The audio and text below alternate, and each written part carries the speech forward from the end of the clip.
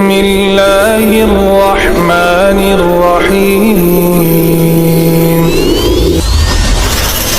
آدم علیہ السلام کی پیدائش، فرشتوں کو سجدے کا حکم، شیطان کا انکار۔ اللہ تعالیٰ نے آدم کو مٹی سے پیدا کیا اور ان کا خمیر تیار ہونے سے پہلے ہی اس نے فرشتوں کو یہ خبر دی کہ وہ بہت جلد مٹی سے ایک مخلوق پیدا کرنے والا ہے جو بشرہ کہلائے گی اور زمین میں ہماری خلافت کا شرف حاصل کرے گی۔ آدم کا خمیر مٹی سے گوندھا گیا اور ایسی مٹی سے گوندھا گیا جو نت نئی تبدیلی قبول کر لینے والی تھی۔ جب یہ مٹی پکی ٹھیکری کی طرح آواز دینے اور کھنکھنانے لگی تو اللہ تعالیٰ نے اس مٹی کے پتلے میں روح پھونکی اور وہ ایک ہی وقت میں گوشت پوست ہڈی پٹھے کا زندہ انسان بن گیا، اور ارادہ، شعور، حصے، عقل اور وجدانی جذبات و کیفیات کا حامل نظر آنے لگا۔ شیطان کا مقصد یہ تھا کہ میں آدم سے افضل ہوں، اس لیے کہ اللہ نے مجھ کو آگ سے بنایا ہے اور آگ بلندی اور برتری چاہتی ہے، اور آدم خاکی مخلوق ہے، بھلا خاک کو آگ سے کیا نسبت۔ میں تمام حالتوں میں آدم سے بہتر ہوں، اس لیے وہ مجھے سجدہ کرے، نہ کہ میں کے سامنے سجدہ کروں۔ مگر بدبخت شیطان اپنے گھمنڈ میں چور ہونے کی وجہ سے بھول گیا کہ جب تم اور آدم دونوں اللہ کی مخلوقن ہو تو مخلوق کی حقیقت خالق سے بہتر خود وہ مخلوق بھی نہیں جان سکتی۔ وہ اپنے گھمنڈ اور غرور میں یہ نہ سمجھ سکا کہ مرتبہ کی بلندی اور پستی اس مادے کی بنیاد پر نہیں ہے جس سے کسی مخلوقوں کا خمیر تیار کیا گیا ہے، بلکہ اس کی ان صفتوں پر ہے جو کائنات کے پیدا کرنے والے نے اس کے اندر رکھ دیے ہیں۔ بہرحال شیطان کا جواب چونکہ گھمنڈ اور غرور کی جہالت پر قائم تھا، اس لیے اللہ تعالیٰ نے اس پر واضح کر دیا کہ جہالت سے پیدا ہونے والے گھمنڈ و غرور نے تجھ کو اتنا اندھا کر دیا ہے کہ تو اپنے پیدا کرنے والے کے حق کے احترام سے بھی منکر ہو گیا، اس لیے مجھ کو ظالم قرار دیا۔ پس تو اب اس سرکشی کی وجہ سے ابدی ہلاکت کا حقدار ہے، اور یہی تیرے عمل کا قدرتی بدلہ ہے۔ ابلیس نے جب دیکھا کہ کائنات کے پیدا کرنے والے کے حکم کے خلاف کرنے، تکبر اور اللہ پر ظلم کے الزام نے ہمیشہ کے لیے مجھ کو اللہ رب العالمین کی آغوش رحمت سے مردود اور جنت سے محروم کر دیا، تو توبہ اور ندامت کی جگہ اللہ سے یہ درخواست کی کہ قیامت آنے تک مجھ کو مہلت دے اور اس لمبی مدت کے لیے زندگی کی رسی لمبی کر دے۔ اللہ کی حکمت کا تقاضا بھی یہی تھا، اس لیے اس کی درخواست منظور کر لی گئی۔ یہ سن کر اب اس نے پھر ایک بار اپنی شیطانی کا مظاہرہ کیا، کہنے لگا،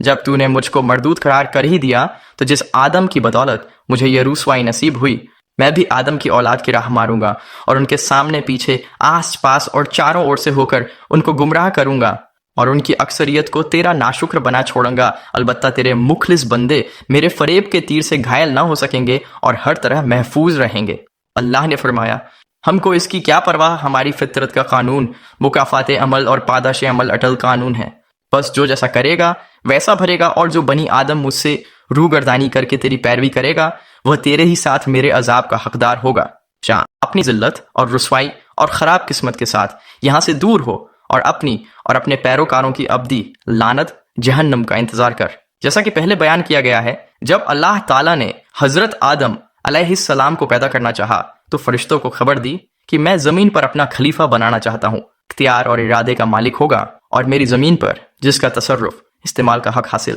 کرنا چاہے گا کر سکے گا، اور اپنی ضرورتوں کے لیے اپنی مرضی کے مطابق کام لے سکے گا، وہ میری قدرت اور میرے تصرف استعمال وہ اختیار کا مظہر ہوگا۔ فرشتوں نے یہ سنا تو حیرت میں رہ گئے اور اللہ کے دربار میں عرض کیا کہ اگر اس ہستی کی پیدائش کی حکمت یہ ہے کہ وہ دن رات تیری تسبیح و تحلیل میں لگا رہے اور تیری تقدیس اور بزرگی کے گن گائیں، تو اس کے لیے ہم حاضر ہیں، جو ہر لمحہ تیری حمد ثنا کرتے اور بے چون و چرا تیرا حکم بجا لاتے ہیں۔ ہم کو تو اس خاکی سے فتنہ و فساد کی بو آتی ہے، ایسا نہ ہو کہ یہ تیری زمین میں خرابی اور خورجی پیدا کر دے۔ ای اللہ، تیرا یہ فیصلہ آخر کس حکمت پر مبنی ہے؟ بارگاہ الہی سے ایک تو ان کو یہ ادب سکھایا گیا کہ مسخلوق کو خالق کے معاملوں میں جلد بازی سے کام نہ لینا چاہیے، تو اس کی جانب سے حقیقت حال کے ظاہر ہونے سے پہلے ہی شک و شبہہ کو سامنے نہ لانا چاہیے، اور وہ بھی اس طرح کہ اس میں اپنی برتری اور بڑائی کا پہلو نکلتا ہو۔ کائنات کا پیدا کرنے والا ان حقیقتوں کو جانتا ہے جن کو تم نہیں جانتے، اور اس کے علم میں وہ سب کچھ ہے جو تم نہیں جانتے۔ اس جگہ فرشتوں کا سوال اس لیے نہ تھا کہ وہ اللہ تعالیٰ سے مناظرہ یا اس کے فیصلے کے متعلق موش گافی کریں،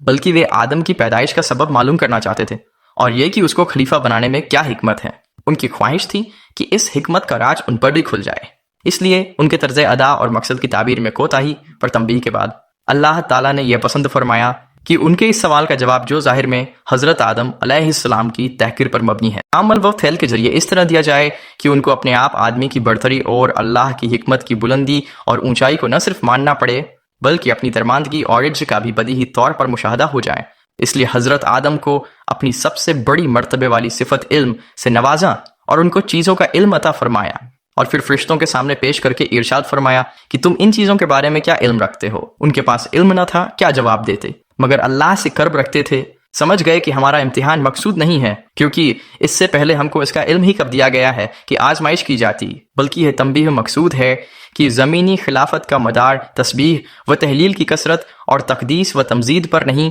بلکہ علم نامی صفت پر ہے، اس لیے کہ ارادہ، اختیار، قدرت تصرف اور قدرت کا اختیار علم کی زمینی صفت کے بغیر ناممکن ہے۔ بس جبکہ آدم کو اللہ تعالیٰ نے اپنے علم کی صفت کا مظہر بنایا ہے تو بے شک وہی عرضی خلافت کا حقدار ہے۔ گویا حضرت آدم کو علم کی صفت سے اس طرح نوازا گیا کہ فرشتوں کے لیے بھی ان کی برتری اور خلافت کے حق کے اقرار کے علاوہ کوئی راستہ نہ رہا، اور یہ ماننا پڑا کہ بے شک یہ صرف حضرت انسان کے لیے موزوں تھا کہ وہ زمین پر خلیفہ بنے اور ان تمام حقائق، معرف اور علوم و فنون سے واقف ہو کر نیابت و الہی کا صحیح حق ادا کرے۔ حضرت آدم علیہ السلام ایک مدت تک اکیلے زندگی بسر کرتے رہے، مگر اپنی زندگی اور راحت و سکون میں ایک وحشت اور خلا محسوس کرتے رہے تھے، اور ان کی طبیعت اور فطرت میں کسی مونست و غمخوار کی یاد نظر آتی تھی۔ چنانچہ اللہ تعالیٰ نے حضرت حوا کو پیدا کیا، اور حضرت آدم اپنا ہمدم اور ساتھی پا کر بہت خوش ہوئے اور دل میں اطمینان محسوس کیا۔ حضرت آدم حوا کو اجازت تھی کہ وہ جنت میں رہیں سہیں اور اس کی ہر چیز سے فائدہ اٹھائیں، مگر ایک پیڑ کو نشان جت کر کے بتا دیا گیا کہ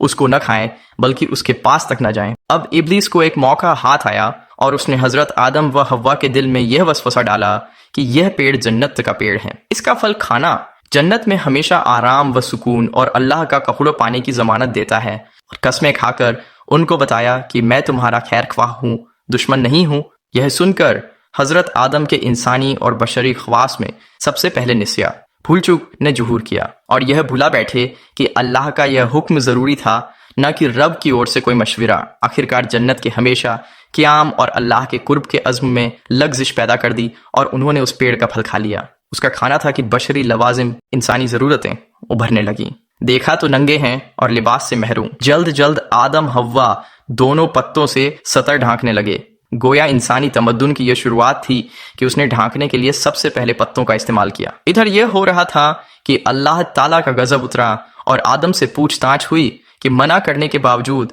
یہ حکم کا نہ ماننا کیوں؟ آدم آخر آدم تھے، اللہ کے دربار کے مقبول تھے، اس لیے شیطان کی طرح مناظرہ نہیں کیا اور اپنی غلطیوں کو تعویلوں کے پردے میں چھپانے کی بے مطلب کی کوشش سے باز رہے۔ ندامت و شرمساری کے ساتھ اقرار کیا کہ غلطی ضرور ہوئی، لیکن اس کی وجہ سرکشی نہیں بلکہ انسان ہونے کے ناطے بھول چوک اس کی وجہ ہے، پھر بھی غلطی ہے، اس لیے توبہ و استغفار کرتے ہوئے معاف کر دیے جانے کی درخواست کرتا ہوں۔ اللہ تعالیٰ نے ان کے اس عذر کو قبول فرمایا اور معاف کر دیا، مگر وقت آ گیا تھا کہ حضرت آدم علیہ السلام اللہ کی زمین پر خلافت کا حق ادا کریں۔ اس لیے حکمت کے تقاضے کے طور پر ساتھ ہی یہ فیصلہ سنایا کہ تم کو اور تمہاری اولاد کو ایک طے وقت تک زمین پر قیام کرنا ہوگا، اور تمہارا دشمن ابلیس عداوت کے اپنے تمام سامان کے ساتھ وہاں موجود رہے گا، اور تم کو اس طرح ملکوتی اور طاقتی دو ٹکرانے والی طاقتوں کے درمیان زندگی بسر کرنی ہوگی۔ اس کے باوجود اگر تم اور تمہاری اولاد مخلص اور سچے بندے اور سچے نائب ثابت ہوئے تو تمہارا اصل وطن جنت ہمیشہ کی طرح تمہاری ملکیت میں دے دیا جائے گا۔ اس لیے تم اور حوا یہاں سے جاؤ اور میری زمین پر بسو